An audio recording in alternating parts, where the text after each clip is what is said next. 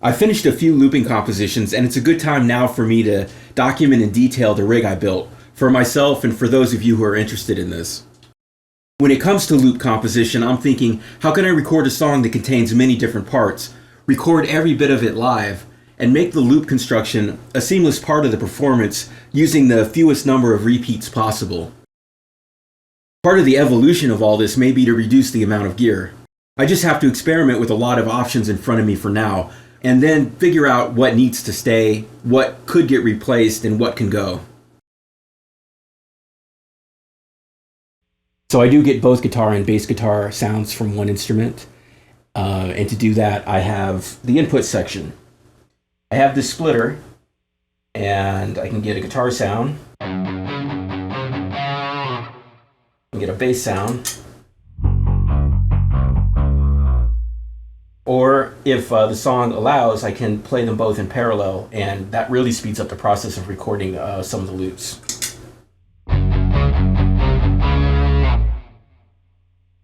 Apart from the splitter, I also have a looper up front.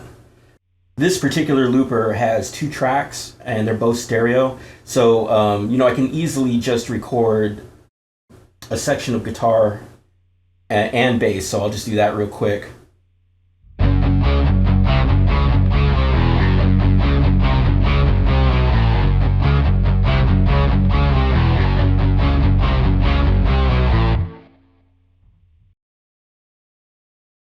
One of the benefits of adding a looper to the front of the signal chain is that I can record the dry guitar and then change the effects and the sound of the guitar while the loop plays.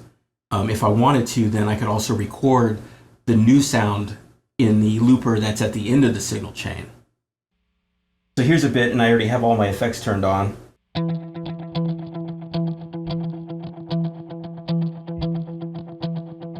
Now while that plays, I can go over and actually tweak the delays and the reverbs and whatnot, so just turn them off completely.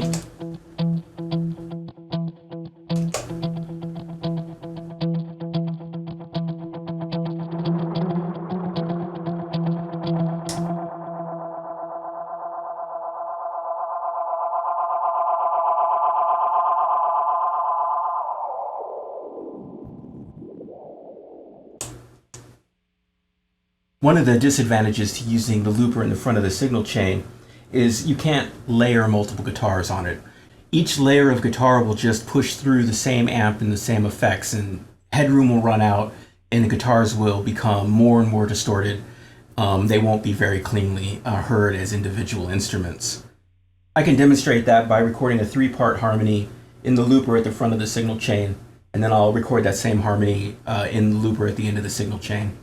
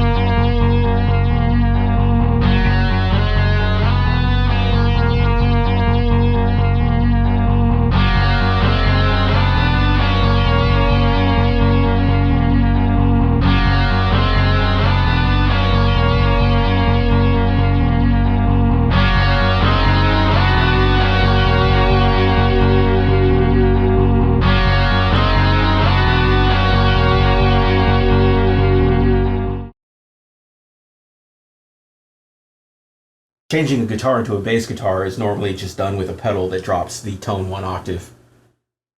Here I'm using the bass 9 pedal, which drops it 1 octave but also emulates a true bass guitar sound. It has several different settings. I'll just show you the one I like the most. I'll just start with my dry guitar tone.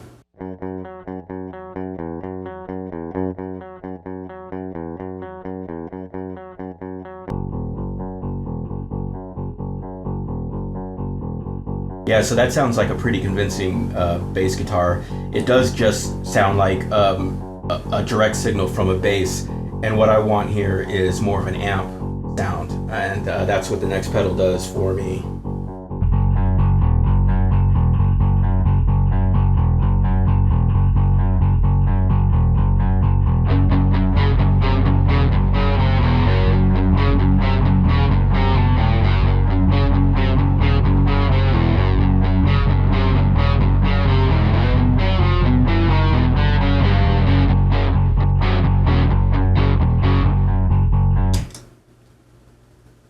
To finish up the signal chain for the bass guitar, the Tech 21 pedal has an XLR output, which goes directly into my recording gear. From the recording gear, the signal goes back out to the looper at the end of my signal chain so that I can include bass guitar in the loops that I record there.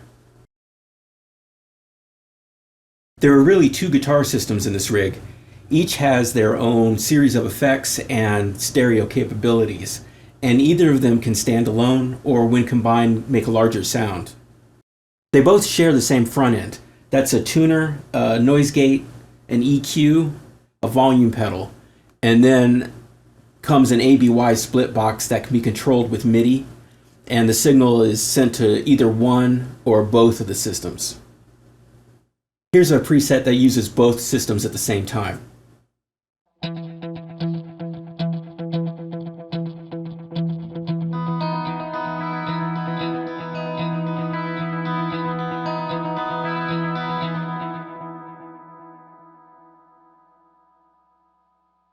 And here's just what System A is contributing to that.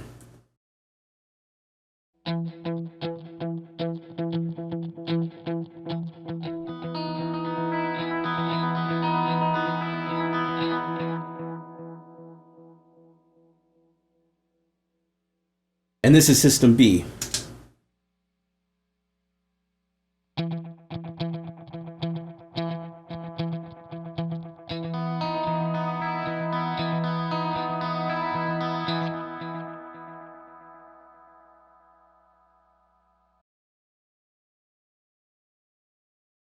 System A is the guitar rig that I use most frequently live or in the studio. Even on its own, it has a pretty complicated signal routing that I call dry, wet, dry. The signal is split after the preamps, so delay and reverb can be isolated on their own channel in the mix. Here's an example of just the dry sound.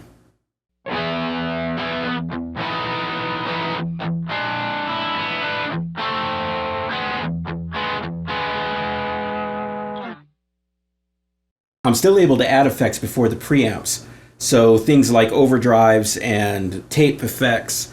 I have some modulations, pitch shifting, anything really. As long as I put in before the preamps, they'll head for both the dry and the wet signal chains.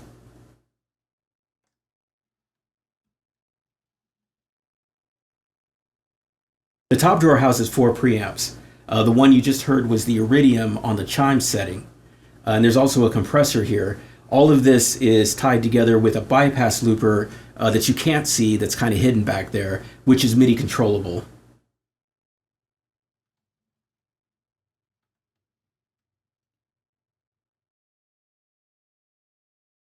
Then there are 2 multi-effects pedals, the Mobius, which specializes in modulation effects, and the H9, which can do a whole host of effects.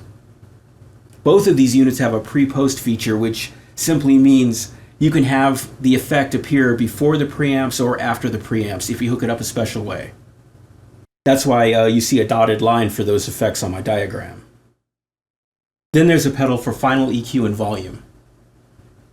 I think one of the more interesting things about how I mix guitar sound is that I like to put a stereo spread effect on the dry signal only.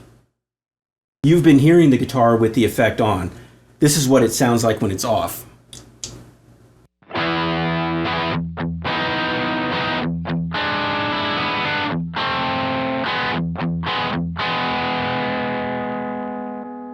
And back on.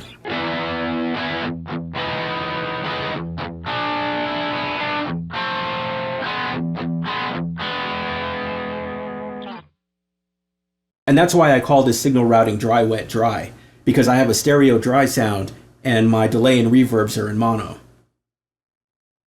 Finally, there's a cab simulator, and that goes to a stereo direct box, which then goes into my recording interface, and from my recording interface goes back out to the looper that's at the end of my chain so I can do my loop recording.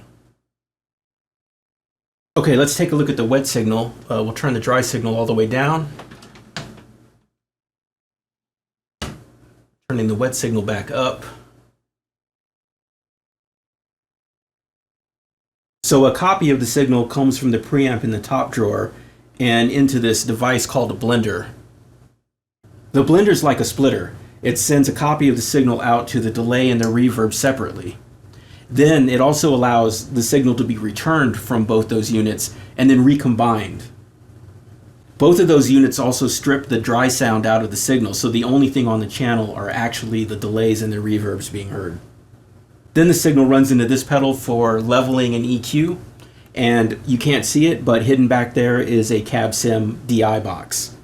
And from there, that signal from the DI box goes into the recording interface, and out of the recording interface goes into the looper that I have at the end of the signal chain. Here's the wet signal only.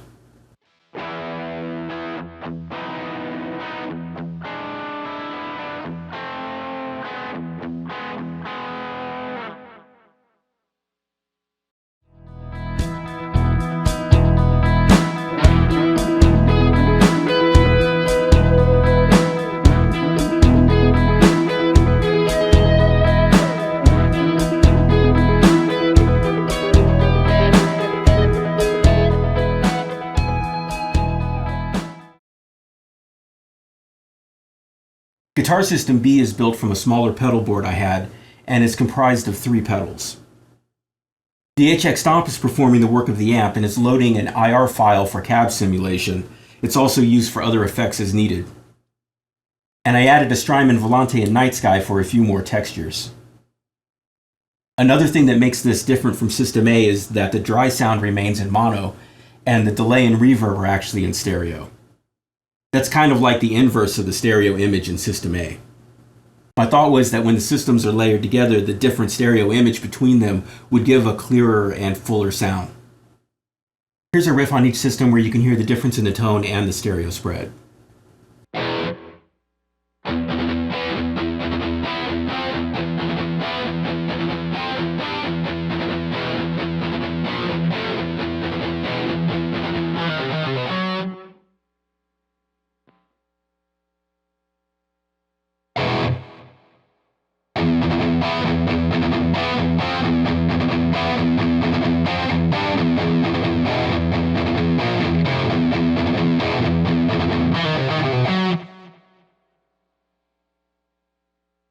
So the original plan was that I would use System B just to record loops, and that's why there's a looper at the end of that signal chain. Then I would switch over to System A to perform anything on top of those loops, and because neither system could sound identical to each other, I figured they would fill up the sonic space well. That ended up working so well that I found out I really like the sound when both of them are blended together at once. So now a lot of the presets I make are actually a combination of both systems at various mix levels, and I end up choosing whatever effect from either system I think works best for that sound.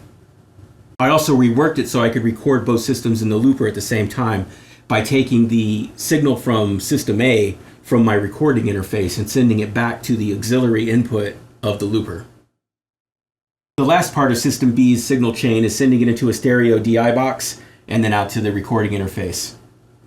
This time I don't have to return anything back to the looper from the recording interface since it's in line with that signal path anyway. I decided it was best for me to use a computer as the sound source for any drums or synth. I have these 2 MIDI controllers hooked up to the computer via USB, and I can trigger any sort of VST instrument that I need with them.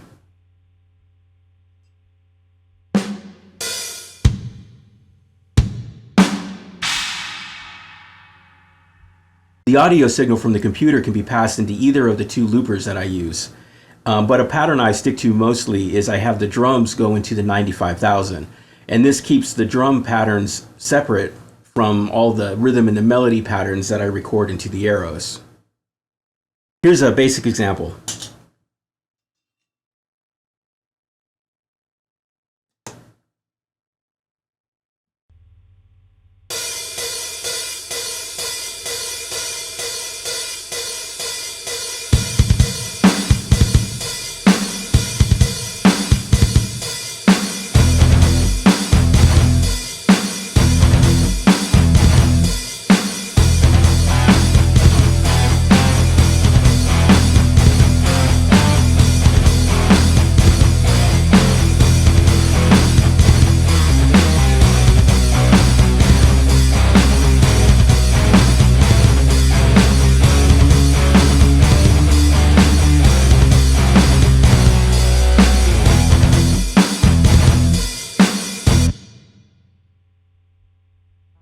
One of the things I like to do is spread the hi-hat, kick, and drum out across the tracks of the 95,000, and that way I can mute with the help of a MIDI controller any of the tracks and maybe do something like bring the beat down to just having the hi-hats.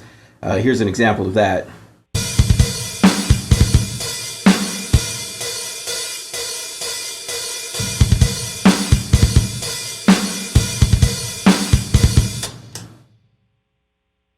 The 12-step controller can trigger any sort of synth or drum hands-free. They can be added to the loop that's playing, or they can just be one-off accents during the performance.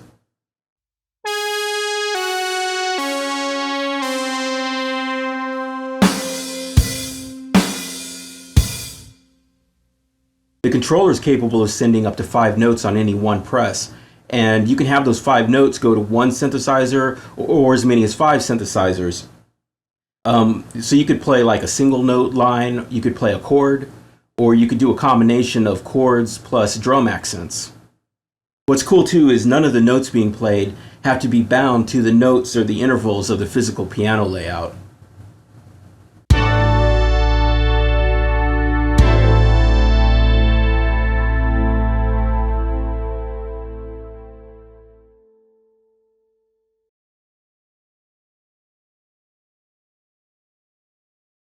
Now that I'm done showing all the signal paths, here's a simple diagram displaying all the channels used by the audio interface. All inputs are listed from bottom to top in the order that I discussed them in the video. The 9th channel at the top is simply a click that I monitor coming from the Aeros auxiliary output. The 2 pairs of stereo output go to the Aeros auxiliary in and the 95,000 looper respectively. Any input can be routed to any output. This just shows my typical pattern. Drums to the 95,000 and everything else to the Aeros. The diagrams you've seen so far show which devices are wired up with MIDI. Here's a high-level overview of the MIDI gear used to control those devices. Each pedal board section has some kind of MIDI controller on it. On the first pedal board I have a large format controller that I use to recall songs and send all gear changes to Guitar System A. It also reaches out from there to the MIDI controller on the second pedal board and can instruct that controller to load its banks or presets. That second controller is responsible for all the gear in Guitar System B, as well as commands that I want to send to any of the loopers. The last small MIDI controller is also for sending additional commands into the loopers. There's also a master MIDI clock pedal which keeps all 3 loopers in sync. The basic flow is to recall a song using the first controller.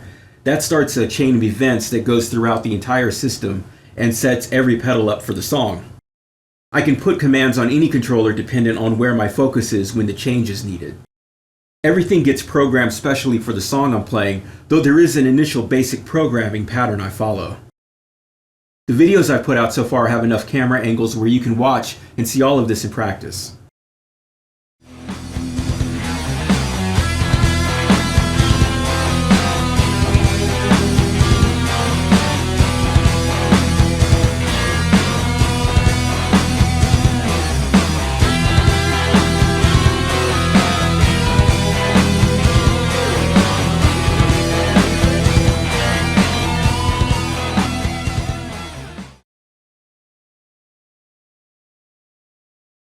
The Aeros Looper is what I refer to as my output looper, and it's central to all the compositions that I do.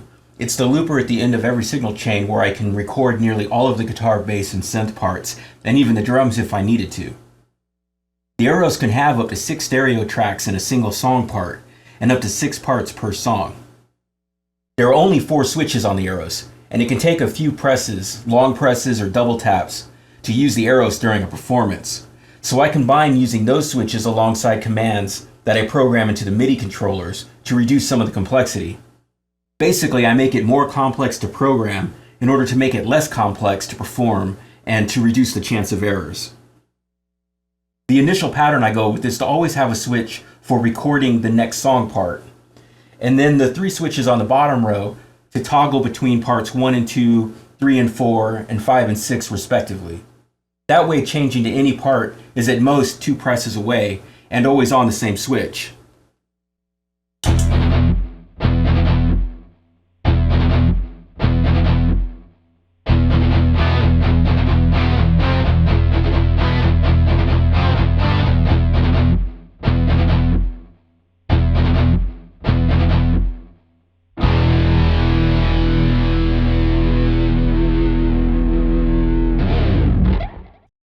From that basic starting point, I'll modify the programming to make it as easy on myself as possible for each song. Sometimes I'll add switches that can jump to a specific song part and begin adding a new track, or any other command, all in one press. Or I'll add a switch to perform track mutes, similar to what I showed you on the 95,000. There's even more I'd like to do using MIDI with the Aeros, and the company indicates that they are committed to expanding on those MIDI capabilities. So that's it for the rig rundown. I hope I didn't skip over anything major. Some of these pieces of equipment could really take up a whole hour of video by themselves. If I did skip over anything you're curious about, ask it in the comments and I'll see if I can shed some light. There's a playlist called Live Looping on my channel for all the performances I've done with this rig so far, so check that out, and remember to subscribe for notifications when new performances are released.